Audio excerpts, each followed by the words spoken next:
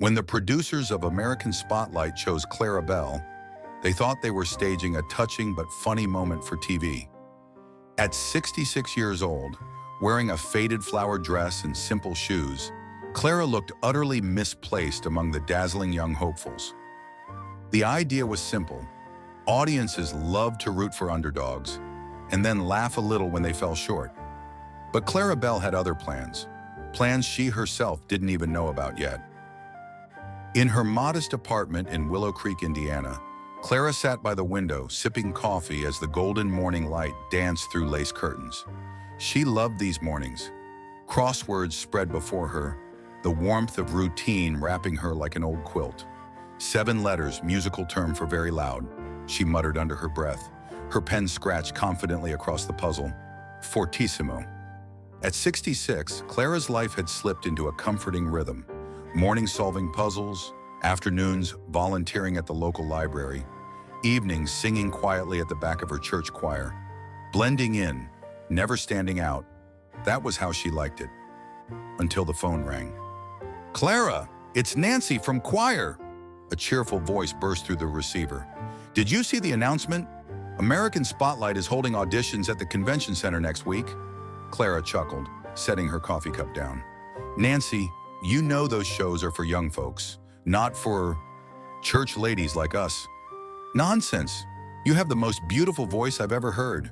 Even Pastor Michael says so." Clara smiled, but her heart ached a little. Memories stirring. She hadn't sung solo since before everything changed. After the call ended, Clara found herself standing in front of her bathroom mirror. Lines crinkled at the corners of her soft blue eyes. Silver hair framed a face that had seen joy, heartbreak, and long years of quiet perseverance. She hummed a little tune. Her voice, rich, textured, surprisingly strong, filled the tiny space. For a fleeting moment, she was back on the stage of her high school auditorium, trembling under the spotlights. And then came the memory, sharp and unwelcome. "Technically fine, Miss Bell," Professor Carter had said, lips tight, "but nothing memorable. Some people are not meant for the spotlight." 50 years later, those words still echoed. Clara shook her head, banishing the past. Music had long ago become private, a thing reserved for quiet evenings, safe places. It was better that way. She didn't know, not yet, that Nancy, her stubborn friend, had secretly uploaded a recording of her singing Amazing Grace at Easter service. She didn't know that her world was about to change forever. And for the first time in decades, the spark, that tiny spark that Professor Carter had tried to snuff out, flickered back to life. 3 days later, Clara's phone rang again. This time, the number flashing on the screen was unfamiliar. "Hello," she answered hesitantly. "Mrs. Bell? This is Eric Dawson from American Spotlight. I'm calling about your audition video." Clara's heart nearly stopped. "There must be some mistake," she stammered. "I didn't submit any video." Eric chuckled warmly. "Someone certainly did. A beautiful rendition of Amazing Grace, filmed during what looks like a church service. That was you, right?" Clara closed her eyes, immediately picturing Nancy's mischievous grin. "Yes, but I didn't mean to." "Mrs. Bell," Eric said, his voice all polished charm, "we would be honored to have you perform on next week's show." Across town, in a bustling production office, Eric lowered the phone from his mouthpiece and exchanged a sly smile with his colleague. They needed their weekly sympathy elimination, an older contestant the audience would adore, but who wouldn't survive the fierce competition? It was good for ratings, always was. "I don't know," Clara faltered. "It's been decades since I sang solo." "All the more reason," Eric pressed. "America loves a comeback story. We'll arrange transportation, hotel, everything. Just one song. What do you say?" Clara paced her small living room after hanging up, torn between terror and an unexpected, giddy thrill. Could she really do it? She dialed her daughter's number in Bloomington. "Mom, that's amazing!" Emma exclaimed when Clara explained the situation. "You have to do it." "I'll look ridiculous," Clara protested. "An old woman among all those young stars?" "You'll look brave," Emma countered. "Remember what you used to tell me? Life shrinks or expands in proportion to one's courage." Clara smiled, tears stinging her eyes. "I told you that? I thought it was Annius Nin. Well, you told it better, Emma laughed. And you lived it. When Dad passed away, you gave up everything for me. Your dreams, your music. Maybe this is your second chance. That evening, a knock sounded at Clara's door.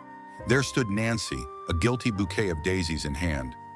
I should have asked your permission, Nancy admitted sheepishly. But Clara, your voice deserves to be heard. Clara shook her head, smiling. I already called them back. I said yes. Nancy squealed in delight, hugging her friend tightly.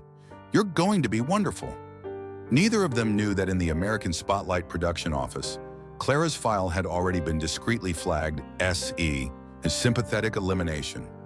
Her fate was in their minds already sealed before she even sang a single note. The studio complex loomed like a giant fortress as Clara's cab pulled up to the curb.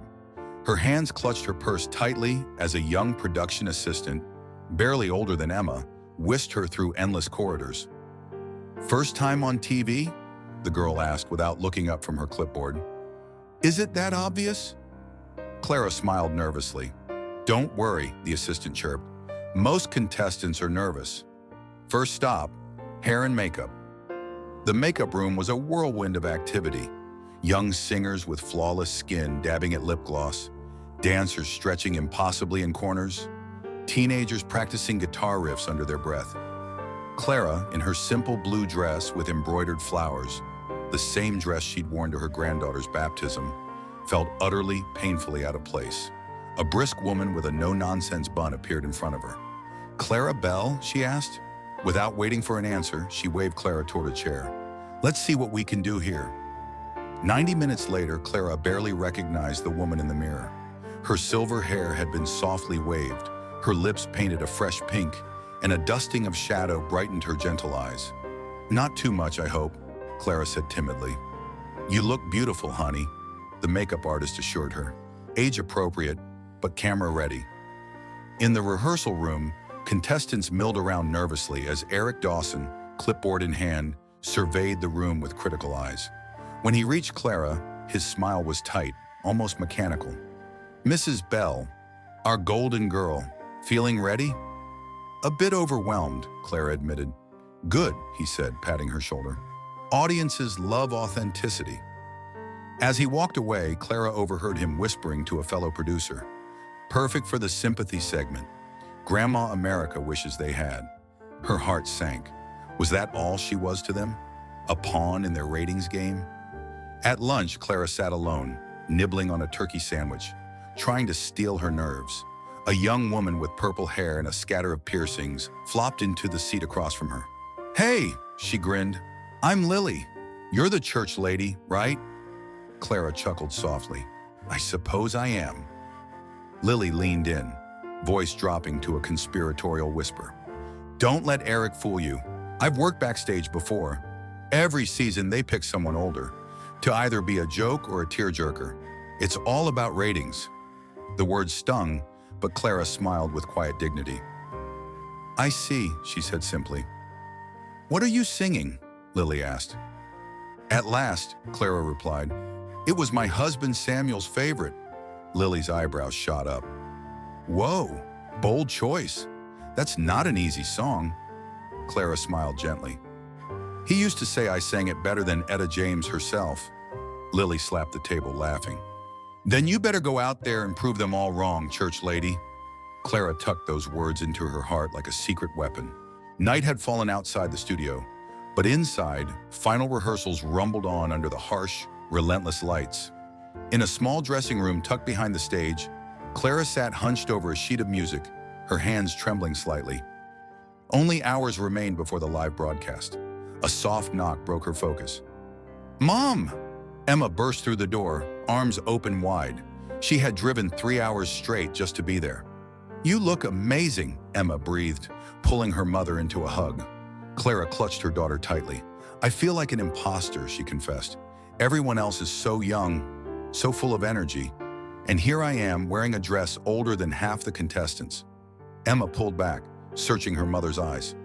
Tell me what's really bothering you. Clara's gaze grew distant. I keep hearing his voice. Professor Carter's. It's been 50 years, but somehow being here brings it all back. Emma frowned. The teacher who told you you'd never make it? Clara nodded slowly. It was my final recital. I had practiced for months. I thought it would be my moment. But afterward, he called me into his office and said, "You're technically fine, Miss Bell, but you lack the spark. You'll never be more than forgettable." Her voice cracked. The next week, I dropped my music major. I switched to education. I never sang on a real stage again. Emma squeezed her mother's hands firm and steady. "Mom, he was wrong." Before Clara could protest, Emma whipped out her phone. "I need you to see something." She pressed play on a video, the same one Nancy had submitted without Clara's knowledge. The shaky footage captured Clara's Easter solo, her voice rising pure and strong above the hushed congregation. "Look at their faces," Emma whispered. The camera panned across the church, people wiping tears, clasping hands to hearts, smiling through emotion. "That's what your voice does to people," Emma said, tears brimming. "Not technically fine, transformative." Clara's own eyes filled with tears. "I don't know if I can do this," she whispered. "You don't have to," Emma said simply. "We can leave, right now. But if you walk away, I think you'll regret it." At that moment, a production assistant knocked sharply at the door. "Mrs. Bell, 15 minutes to places." Emma kissed her mother's cheek. "You've got this," she whispered. Alone again, Clara closed her eyes. Memories flooded her. Samuel's beaming face the first time he heard her sing. Emma, a toddler, falling asleep to lullabies. The church choir, swaying gently to her harmonies. And, like a ghost losing its grip, Professor Carter's cruel voice finally began to fade. In its place were other voices, Nancy's unwavering encouragement, Lily's mischievous challenge, Emma's fierce belief. Clara opened her eyes. Her reflection stared back, steadier now. She touched up her lipstick, straightened the hem of her flowered dress, and squared her shoulders. Whatever happened out there, laughter, tears, or silence, she would sing her truth. The stage of American Spotlight was built to intimidate. Blinding lights, cameras circling like sharks, a live audience of over 1,200 people. And at the judges' table, 3 celebrities known more for their brutal honesty than for their kindness. Backstage, contestants huddled together, adjusting outfits, rehearsing lines, praying silently. Clara waited quietly. "You're 8th in the lineup," a stage manager told her, clipboard in hand. "Right after the teenage rock band, before the opera singer." Clara nodded, her throat dry as sandpaper. She watched as the young acrobatic dancer took the stage first, met with roaring applause. Then came a comedy juggler, a soulful teenage singer. The energy built, wave after wave. Finally, the teenage rock band finished their explosive set. The crowd was electric, and then silence. Spotlights shifted. A deep voice boomed through the auditorium. "Next up, a grandmother from Willow Creek, Indiana, proving it's never too late to chase your dreams. Please welcome Clara Bell." Polite applause. No wild cheers. No standing ovation yet. Just a courteous, measured welcome. Clara stepped out, her flowered dress a soft bloom under the harsh lights. The microphone stand seemed a mile away. Her palms were damp, her heart hammered in her chest. From somewhere in the audience, she heard a soft chuckle. Not unkind, but amused.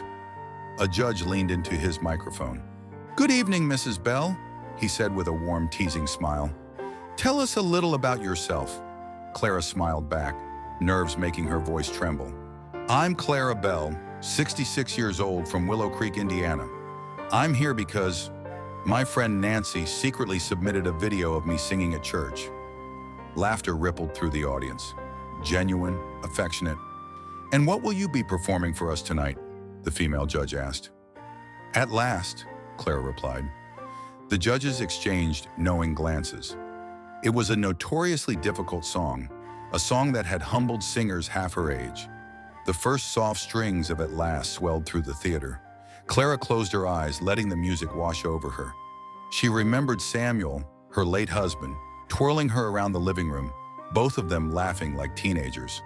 She remembered Emma, tiny and sleepy in her arms, cooing at the sound of lullabies. The first words slipped from her lips. At last. Tentative, wavering. In the control room, Eric Dawson leaned forward toward the director. "Get ready for the reaction shots," he smirked. "This is going to be sweet." But then something unexpected happened. On the second line, Clara's voice opened up.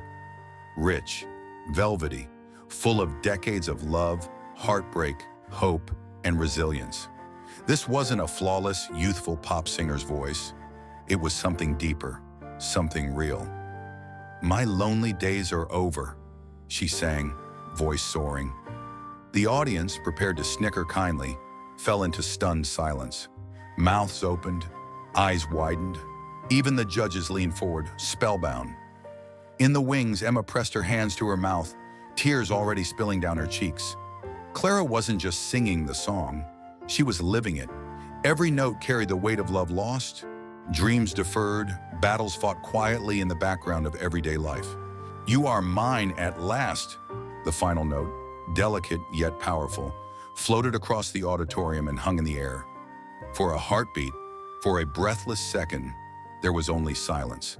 And then, someone in the front row stood up, clapping wildly above her head. Another, and another. Like a wave, the standing ovation swept through the theater. Within seconds, the entire audience, 1,200 people strong, were on their feet, cheering, whistling, crying. Even the judges stood. The female judge wiped mascara from her cheeks, openly sobbing. The grizzled music producer shook his head in disbelief, muttering something only his microphone could catch. Incredible. Clara stood frozen, blinking against the bright lights, against the roaring applause. Was this real? Had she really done it? Finally, the lead judge lifted his microphone. "Mrs. Bell," he said, voice thick with emotion, "I don't even know what to say. That was extraordinary." The female judge leaned in, tears still shining in her eyes. "You didn't just sing that song. You lived it. You reminded us all what real music feels like." The third judge, and the veteran producer, spoke last. "I've heard hundreds of versions of At Last," he said slowly. "Yours stands among the very best, and I'm including Etta herself. Technical perfection fades, but emotional truth lasts forever." Clara swallowed hard, fighting back her own tears. She stepped closer to the microphone. "Thank you," she said simply. "No, Mrs. Bell," the lead judge replied. "Thank you for reminding us what this show, what music, is supposed to be about." The host reappeared, grinning ear to ear. "I think it's safe to say," he laughed, "that Clara Bell has earned her spot in the next round." The crowd erupted again, louder, wilder, fuller. As Clara exited the stage, her legs barely supporting her, she caught a glimpse of Eric Dawson in the wings. Their eyes met. Gone was the sly producer's smirk. In its place, a slow nod of respect, a silent acknowledgement that Clara Bell had not only defied expectations, she had shattered them. The next morning, Clara sat at the small table in her hotel room, buttering her toast with careful hands. The sunlight streamed through the window, but the world outside had changed, and so had hers. Emma burst into the room, waving her phone excitedly. "Mom, you have 3 million views already!" she squealed. Clara blinked. 3 million? Emma grinned. "You're all over social media. Everyone's calling you America's grandma and the voice of experience. News outlets are replaying your performance. People are writing about how you made them call their moms, how you made them believe in dreams again." Clara set down her toast, hands trembling slightly. Not with fear this time, but with awe. A knock at the door interrupted them. Eric Dawson stood outside looking sheepish and, for once, sincere. He held a massive bouquet of bright yellow daisies. "Mrs. Bell," he began, "I owe you an apology and a thank you." Clara raised an eyebrow. "Our ratings last night were the highest of the season," Eric admitted, cheeks flushing slightly. "And 3 record labels have already called this morning asking to talk to you." Clara chuckled softly. "At my age?" Eric smiled. "Exactly because of your age. Your voice has something nobody can manufacture." authenticity, life, soul? He paused. Would you be open to exploring these opportunities? Clara thought for a long moment. Once, years ago, she would have said no. She would have let fear or pride or insecurity rule her, but not anymore. She smiled. Let's talk. Later that afternoon, as she was preparing for a second appearance on American Spotlight, her phone buzzed. A text message from an unknown number. Professor James Carter here. I'm 92 now, retired in Florida. I saw your performance last night. I was wrong about you all those years ago. Profoundly, unforgivably wrong. You were always extraordinary. I'm sorry. Clara read the message twice, then again, and slowly, gently, she smiled. Not out of bitterness, not out of triumph, but out of peace. The old wound that had lived quietly inside her for 50 years finally healed. In the mirror, Clara saw herself clearly for the first time in decades. Not just an old woman in a flower dress, but an artist, a survivor, a woman whose time had finally, gloriously come. Better late than never. Closing reflection for podcast listeners. If Clara Bell's story touched your heart, remember this. Talent doesn't fade with age. It deepens. It grows richer. In a world too quick to dismiss the elderly, we often miss out on the wisdom, the beauty, and the resilience they offer. What hidden talents are waiting quietly in you, waiting for the right moment to shine? Because sometimes, the most extraordinary performances come when we least expect them. The core values the story teaches. The value of perseverance. Clara never truly abandoned her dream, even after it was crushed by her teacher and sidelined by life's responsibilities. The value of authenticity. Clara's triumph wasn't due to technical perfection, but because of her heartfelt, soul-filled singing, something only a lifetime of experiences could create. The value of self-belief. When others underestimated her, Clara quietly held on to her own inner worth. The value of community and support.